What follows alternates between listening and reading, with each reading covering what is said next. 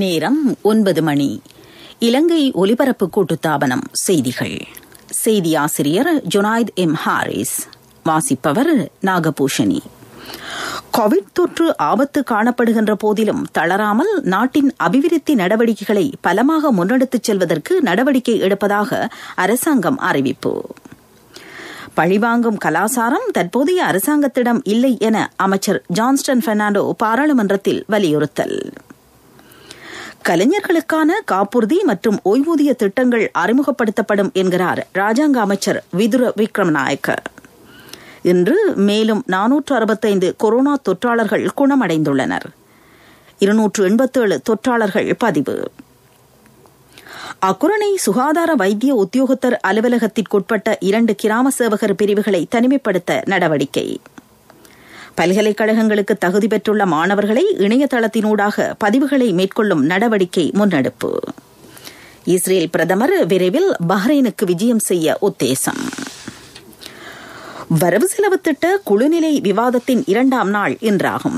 புத்த சாசன சமய மற்றும் கலாசார அலுவல்கள் அமைச்சு, அரசு சேவைகள், மாகாண சபை மற்றும் உள்ளூராட்சி அமைச்சு, தேசிய மரபுரிமைகள், மேடை கலைகள், கிராமிய கலைஞர் ஊக்குவிப்பு அலுவல்கள் ராஜாங்க அமைச்சு, மாகாண சபை மற்றும் உள்ளூராட்சி அலுவல்கள் ராஜாங்க அமைச்சு என்பவற்றுக்கான நிதி ஒதுக்கீடுகள் இன்று பாராளுமன்றத்தில் நிறைவேற்றப்பட்டன.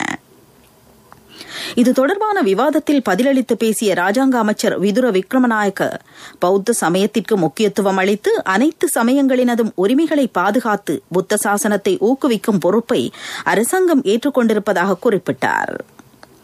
கலைஞர்களுக்கான வசதிகளை வழங்க நடவடிக்கை எடுக்கப்படும். அவர்களுக்காக காப்புறுதி திட்டம் ஒன்றும் ஓய்வூதிய திட்டம் ஒன்றும் அறிமுகப்படுத்தப்படும் என ராஜாங்க அமைச்சர் குறிப்பிட்டார்.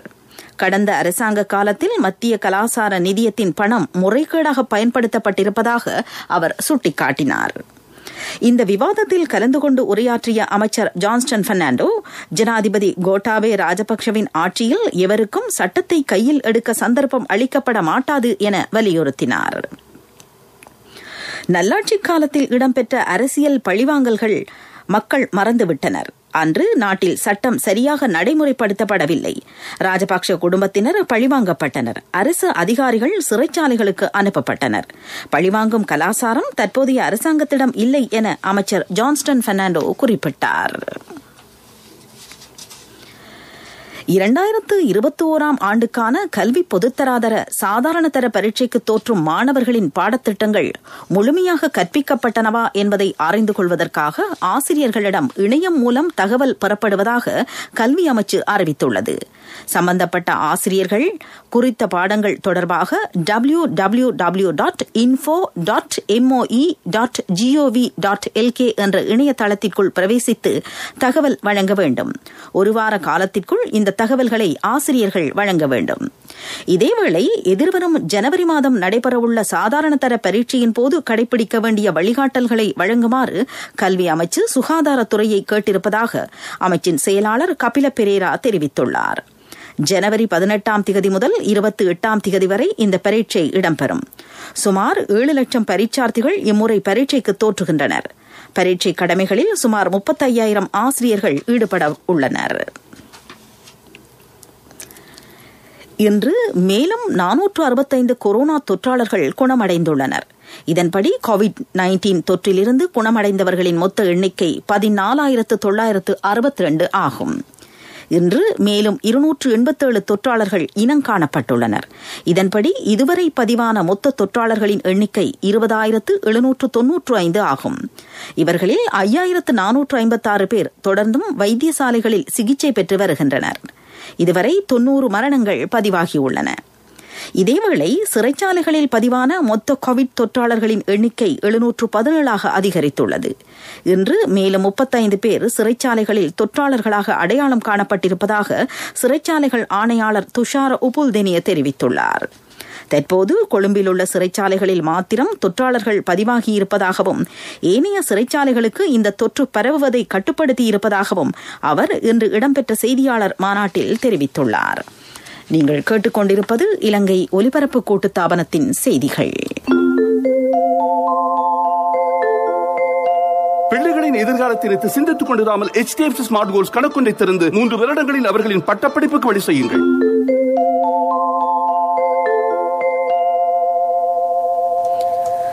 அக்குரணை சுகாதார வைத்திய உத்தியோகத்தர் அலுவலகத்திற்குட்பட்ட 2 கிராம சேவகர் பிரிவுகளை இன்று மாலை 6:30 தொடக்கம் மறு அறிவித்தல் வரை தனிமைப்படுத்த நடவடிக்கை எடுத்திருப்பதாக COVID-19 வைரஸை கட்டுப்படுத்துவதற்கான தேசிய செயற்பாட்டு மையம் அறிவித்துள்ளது. அக்குரணை புலுகஹத்தன்ன மற்றும் தெலும்புகஹவத் ஆகிய 2 கிராம சேவகர் பிரிவுகளே இவ்வாறு தனிமைப்படுத்தப்பட்டுள்ளன. தனிமைப்படுத்தப்பட்ட பிரதேசங்களில் இருந்து இந்த கிராமங்களுக்கு மக்கள் வந்திருப்பதாக தகவல் வெளியானதை அடுத்து இந்த நடவடிக்கை எடுக்கப்பட்டதாக அந்த மையம் குறிப்பிட்டுள்ளது. 2019-2020 கல்வி ஆண்டுக்காக பல்கலைக்கழகங்களுக்கு தகுதி பெற்றுள்ள மாணவர்களை இணையதளத்தினூடாக பதிவுகளை மேற்கொள்ளும் நடவடிக்கை முன்னெடுக்கப்பட்டுள்ளதாக பல்கலைக்கழக மானியங்கள் ஆணைக்குழு அறிவித்துள்ளது. இம்முறை 41,500 மாணவர்கள் பல்கலைக்கழகங்களுக்கு தெரிவாகியிருப்பதாக ஆணைக்குழு குறிப்பிட்டுள்ளது. இது தொடர்பான விவரங்களை www.ugc.ac.lk என்ற இணையதளத்தில் அல்லது www.selection.ugc.ac.lk என்ற இணையதளத்தில் பார்வையிட முடியும். மன்னார் மாவட்டத்தில் COVID-19 தொற்று காரணமாக சுய தனிமைப்படுத்தலுக்குட்பட்ட குடும்பங்களுக்கான நிவாரண உதவிகள் முன்னெடுக்கப்பட்டிருப்பதாக மாவட்ட செயலாளர் நந்தினி ஸ்டான்லி டிமெல் தெரிவித்துள்ளார். அரசாங்கம் இதற்காக சுமார் 6,15,000 ரூபாவை செலவிட்டுள்ளதாக அவர் குறிப்பிட்டார். மன்னார் மாவட்ட COVID-19 தொற்றின் தற்போதைய நிலைமை தொடர்பாக ஆராயும் இன்றைய கலந்துரையாடலில் அவர் இதனை தெரிவித்தார். தற்போது மன்னார் மாவட்டம் COVID-19 தொற்று முழுமையாக இல்லாத மாவட்டமாக இருப்பது குறித்து அவர் மகிழ்ச்சி தெரிவித்தார். இதற்காக தம்மை அர்ப்பணித்த சகல துறையினரையும் பாராட்டுவதாக மன்னார் மாவட்ட செயலாளர் நந்தினி ஸ்டான்லி டிமெல் மேலும் தெரிவித்தார். COVID-19 தொற்று ஆபத்து காரணமாக மத்திய கிழக்கில் நிர்கதிக்குள்ளாகியுள்ள இலங்கையர்களை அழைத்து வருவதற்கு முக்கியத்துவம் அளிக்கப்பட்டிருப்பதாக COVID-19 வைரஸ் பரவலை தடுப்பதற்கான தேசிய செயற்பாட்டு மையத்தின் தலைவர் ராணுவ தளபதி லெப்டினன்ட் ஜெனரல் ஷவேந்திர சில்வா தெரிவித்துள்ளார். இவ்வாறான இலங்கையர்களை அழைத்து வருவது தொடர்பில் வெளிவிவகார அமைச்சினூடாக சம்பந்தப்பட்ட தூதரகங்களுக்கு அறிவிக்க நடவடிக்கை எடுக்கப்பட்டுள்ளதாக அவர் குறிப்பிட்டுள்ளார். இன்று தோஹா கட்டாரில் இருந்து 188 இலங்கையர்கள் வருவதாகவும் நேற்று குவைத்தில் இருந்து 326 பேர் நாடு திரும்பியதாகவும் ராணுவ தளபதி சுட்டிக்காட்டினார். அனைத்து பயணிகளும் முப்படையினரால் நிர்வகிக்கப்படும் தனிமைப்படுத்தல் நிலையங்களுக்கு அனுப்பப்படுகின்றனர். என்னப்பா அந்த ராணி? எந்த லோகத்து ராணி? இடியாப்பம் விக்கிற ராணி ஹோட்டல் திறக்க போறாளாம். தெரியும். ராணி HDFC ஸ்மார்ட் கோல்ஸ் கணக்கு திறக்கும் போதே தெரியும். வருடக்கணக்காக சிறிதாக நடத்திய உங்கள் வியாபாரத்தை HDFC ஸ்மார்ட் கோல்ஸ் கணக்கொன்றின் மூலம் 3 வருடங்களில் பெரிதாக்கிக் கொள்ளுங்கள். 0718-800-999. உங்களுக்கு பிறந்த நாள் கூட தெரியாது, ராணிட்ட எல்லாம் தெரியும். HDFC ஸ்மார்ட் கோல்ஸ் குறுகிய காலத்தில் பெரிய பெரிய டார்கெட்டுகள். பிரதான செய்தி வழங்குவோர் ஒவ்வொரு வீட்டிலும் இருக்க வேண்டிய வீட்டு வைத்தியர் சித்தாலேப. தனிமைப்படுத்தப்பட்ட பிரதேசங்களில் வசிக்கும் தொற்றா நோயாளர்கள் கிளினிக் சிகிச்சை புத்தகத்தை போலீஸ் சோதனைச் சாவடிக்கு வழங்கி தேவையான மருந்துகளை தமது வீடுகளுக்கே தெரிவித்துக் கொள்ள முடியும் என சுகாதார சேவைகள் பணிப்பாளர் நாயகம் விசேட வைத்தியர் அசேல குணவர்தன தெரிவித்துள்ளார். கொழும்பு மாநகர சபை எல்லைக்குட்பட்ட வடக்கு மற்றும் மத்திய கொழும்பில் பல பிரதேசங்கள் தனிமைப்படுத்தப்பட்டுள்ளன. இந்த பிரதேசங்களில் நீரிழிவு, இரத்த அழுத்தம் போன்ற தொற்றா நோய்களுக்காக சிகிச்சை பெற்று வரும் மக்களை கருத்தில் கொண்டு இந்த நடவடிக்கை மேற்கொள்ளப்பட்டுள்ளது. தனிமைப்படுத்தப்பட்ட பிரதேசங்களில் பல வைத்திய குழுக்களை பயன்படுத்தி நடமாடும் கிளினிக் பரிசோதனைகள் இடம்பெறுவதாகவும் அவர் குறிப்பிட்டார்.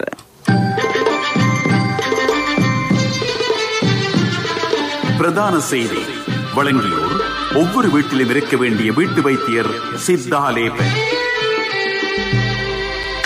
உங்கள் கவனத்திற்கு. தமிழ்நாடு சென்று COVID-19 காரணமாக தாயகம் திரும்ப முடியாமல் இருக்கும் இலங்கையர்களை அழைத்து வருவதற்கு நடவடிக்கை எடுக்கப்பட உள்ளதாக அமைச்சர் டக்ளஸ் தேவானந்தா தெரிவித்துள்ளார்.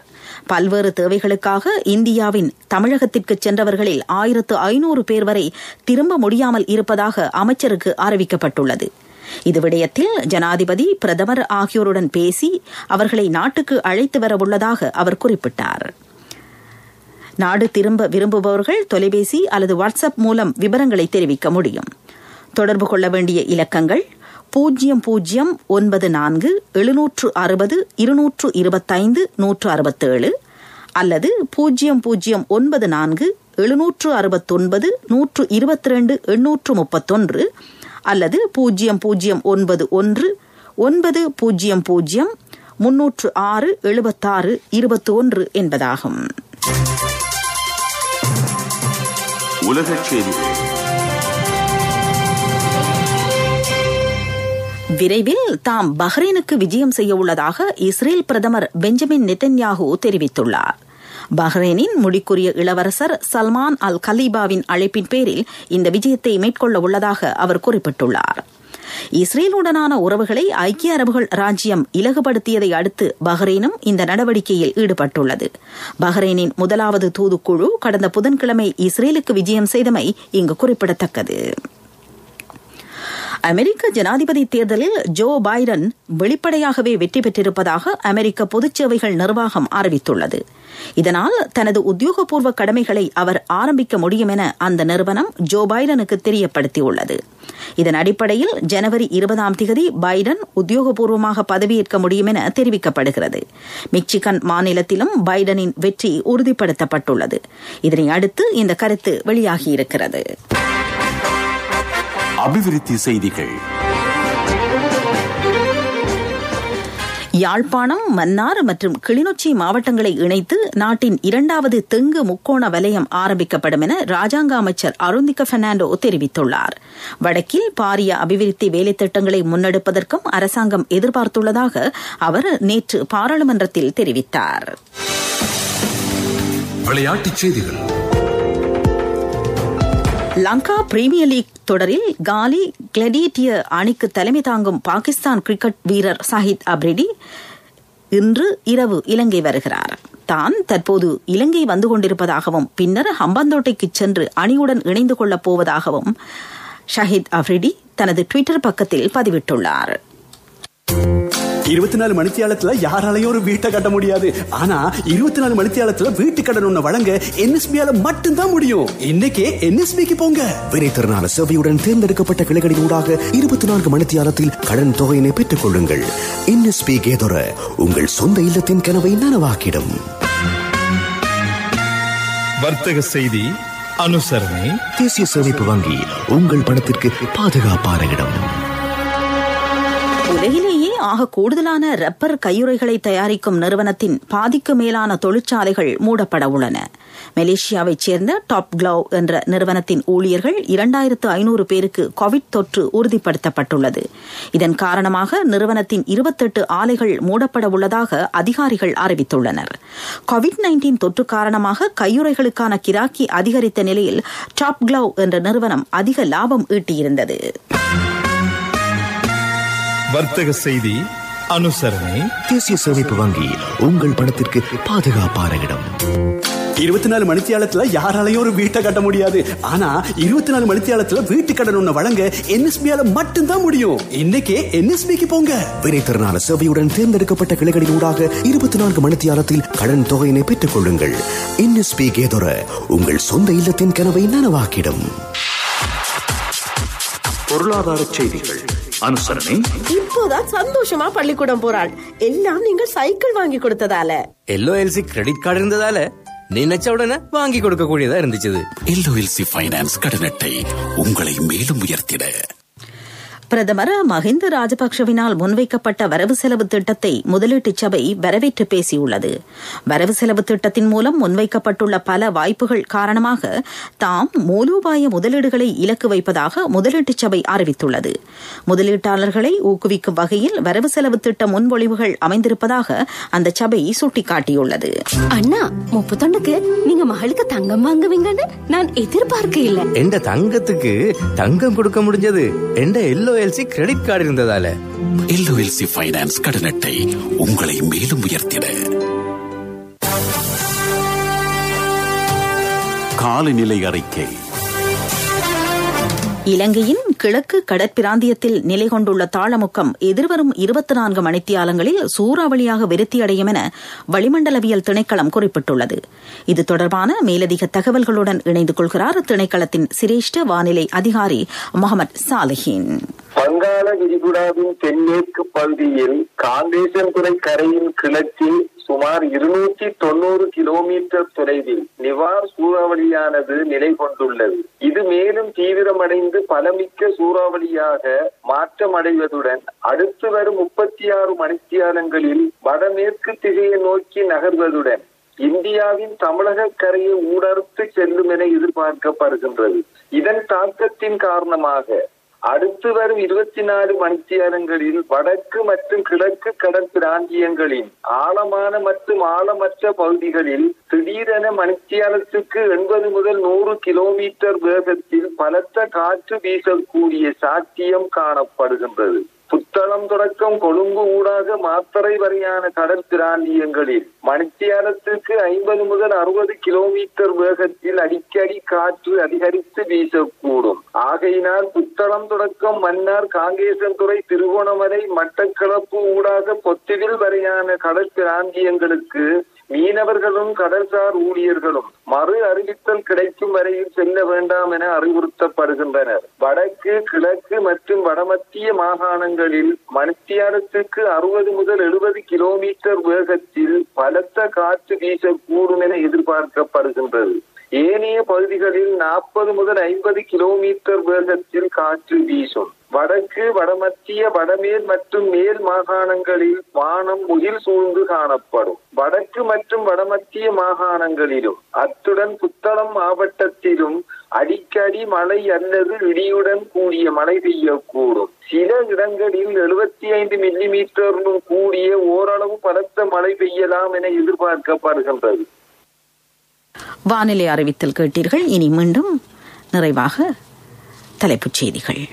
கோவிட் தொற்று ஆபத்து காணப்படுகின்ற போதிலும் தளராமல் நாட்டின் அபிவிருத்தி நடவடிக்கைகளை பலமாக முன்னெடுத்துச் செல்வதற்கு நடவடிக்கை எடுப்பதாக அரசாங்கம் அறிவிப்பு.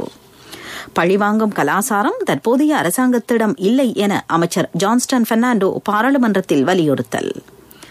கலைஞர்களுக்கான காப்புறுதி மற்றும் ஓய்வூதிய திட்டங்கள் அறிமுகப்படுத்தப்படும் என்கிறார் ராஜாங்க அமைச்சர் விதுர விக்ரமநாயக்க. இன்று மேலும் 465 கொரோனா தொற்றாளர்கள் குணமடைந்துள்ளனர். 287 தொற்றாளர்கள் பதிவு. அக்குரணை சுகாதார வைத்திய உத்தியோகத்தர் அலுவலகத்திற்குட்பட்ட 2 கிராம சேவகர் பிரிவுகளை தனிமைப்படுத்த நடவடிக்கை. பல்கலைக்கழகங்களுக்கு தகுதி பெற்றுள்ள மாணவர்களை இணையதளத்தினூடாக பதிவுகளை மேற்கொள்ளும் நடவடிக்கை முன்னெடுப்பு. இஸ்ரேல் பிரதமர் விரைவில் பஹ்ரைனுக்கு விஜயம் செய்ய உத்தேசம். இத்துடன் செய்திகள் முடிவடைந்தன.